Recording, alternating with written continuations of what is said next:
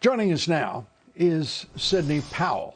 She's former federal prosecutor, General Michael Flynn's defense attorney, a great American, and I know for a fact as busy as she can possibly be, working all hours of the day. Sidney, thanks for taking the time to be with us. Let me start by just saying this time is yours. Right now, this audience, most of America, wants to know, where are we in this fight for the White House?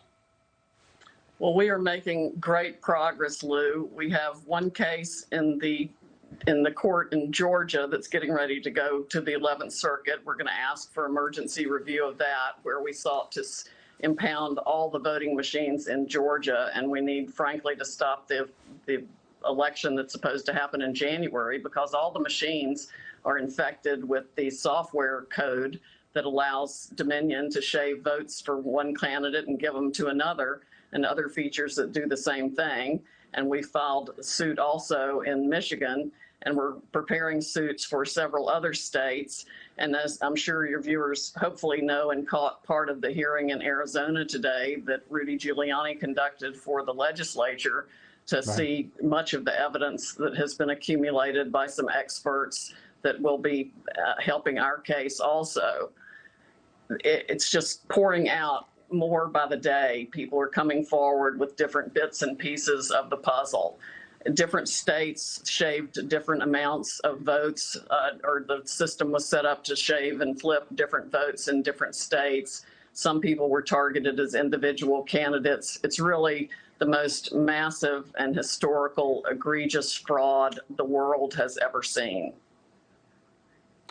The top officials of the Georgia state government, the Secretary of State, the governor, Brian Kemp, was in a very similar situation, as we reported here at the top of the broadcast, 3 years ago, when he was Secretary of State. And he was sued as Secretary of State, the state of Georgia. And incredibly, as soon as that lawsuit was filed, that server under Secretary of State Kemp was wiped. And that obviously was at the core of your concerns in seeking an injunction from Judge Batten, the federal district court judge, who issued the restraining order, correct? Correct. And guess what happened yesterday while we were in the process of trying to get the state to respond for our request to the restraining order? Someone went down to the Fulton Center where the votes and Dominion machines were, claimed there was a software glitch and they had to replace the software, and it seems that they removed the server. Unbelievable. Unbelievable. Do we know where the server is? No, we don't right now. You know, people don't go to jail for their attitude. But in the case of the Secretary of State and the governor of Georgia right now, one would be tempted to prosecute based on their conduct so far. What is going on with those two individuals? I think there's a lot going on, Lou. I think there's a lot of corruption there underneath the surface. We've gotten tips from different people that we haven't been able to verify completely yet, but it seems that there were significant benefits for both Governor Kemp and perhaps Mr. Raffensperger also, and maybe others on their team, for deciding at the last minute to rush in a contract for Dominion for $107 million for the state. Ironically, the state lawyers claimed yesterday that the state had no control over the county's handling of the voting machines. Never mind, the state itself purchased the machines and forced them to use them. And the Secretary of State is responsible for all fraud investigations of voting and everything else with respect to voting. It was one of the most disingenuous arguments I've heard any government counsel make. But that's what they all seem to do these days. Initially, the judge granted the temporary restraining order, then reversed himself after the state had made that claim, then reversed it himself again, and ordered the impoundment, effectively the impoundment of those machines. But obviously within that window, apparently in Fulton County, the state of Georgia took that server. Now, do we know, I just can't, I think most Americans right now cannot believe what we're witnessing in this election.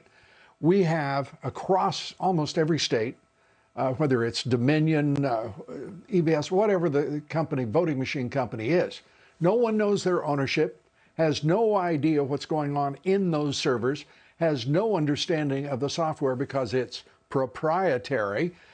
It is the most ludicrous, irresponsible, and rancid system imaginable in the world's only superpower. We look like a complete nation of fools, and we're supposed to be meeting constitutional deadlines on December 8th, December 14th.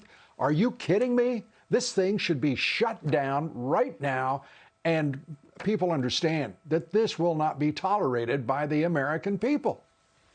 You are absolutely right, Lou. I couldn't have put it better myself. I can't even begin to tell you how appalling everything I'm seeing is. Somebody sent me the tape from a machine in California, and it reported 550 votes with 270 voters.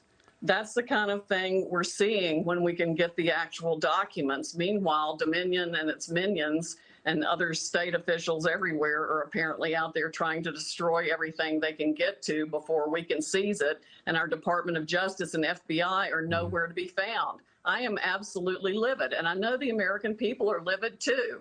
That's why we started the defendingtherepublic.org to fight this. Let me be straightforward with you. I had a damn sight rather have Sidney Powell and Rudy Giuliani on the case than Christopher Wray and the fools, the corrupt fools that lead the FBI any day. I wish it were otherwise, but the American people understand what we now are up against in this country.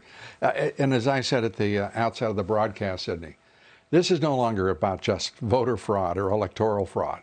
This is something much bigger, and this president has to take, I believe, drastic action, dramatic action, to make certain that the integrity of this election is understood, or lack of it, the crimes that have been committed against him and the American people. And if the Justice Department doesn't want to do it, if the FBI cannot do it, then we have to find other resources within the federal government. We've got to rise above this, because the nation itself, this is an assault on the core of a democracy, any democracy, our ability to cast a secret ballot. Your thoughts, Sidney, as we wrap up here? That's exactly right, Lou. It affects the bedrock of our democratic republic.